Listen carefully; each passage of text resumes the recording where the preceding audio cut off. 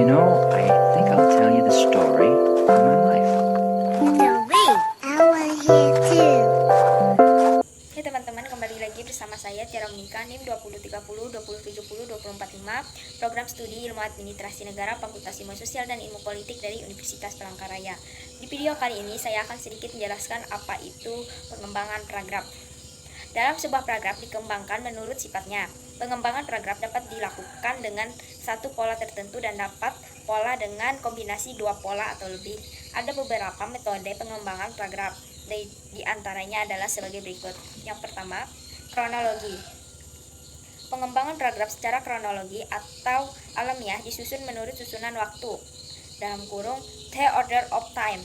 Pengembangan paragraf secara kronologi ini dapat umumnya dipakai dalam paragraf kisahan, dalam kurung naratif, dengan pengembangan setiap bagian dalam proses. Yang kedua, ilustrasi. Pengembangan paragraf dengan ilustrasi digunakan dalam paragraf paparan, dalam kurung ekspositoris, untuk menyajikan suatu gambaran umum atau khusus tentang suatu prinsip atau konsep yang dianggap kaum dipahami oleh pembaca.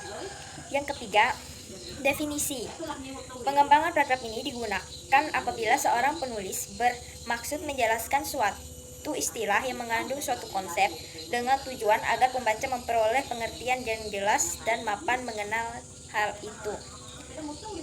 Keempat, analogi. Pengembangan paragraf analogi merupakan pengembangan paragraf dengan ilustrasi yang khusus. Dalam pengembangan ini diberikan suatu contoh gambaran yang berbeda. Yang kelima, pembanding dan pengontrasan. Pembanding dan pengontrasan atau pertentangan merupakan suatu cara yang digunakan pengarang untuk mengajukan kesamaan atau perbedaan antara dua orang, objek, atau gagasan dengan bertolak dari segi tertentu. Keenam, sebab akibat.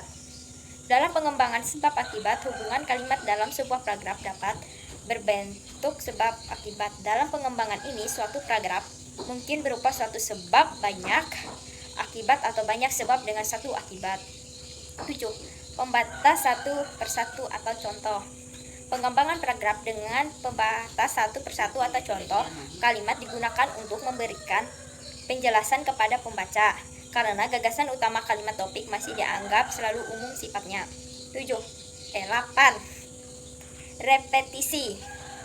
Pengembangan paragraf secara repetisi ini, sebuah pokok bahasan ditampilkan secara berulang pada kalimat berikutnya. Cara pengembangan dengan mengulangi ini juga dapat dilaksanakan untuk menekankan pokok persoalan atau pokok bahasan dalam paragraf. 9.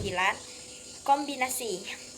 Atau yang terakhir, pengembangan paragraf juga dapat dilakukan dengan mengkombinasikan beberapa metode pengembangan. Pengembangan ini dapat dilakukan dengan memadukan repetisi.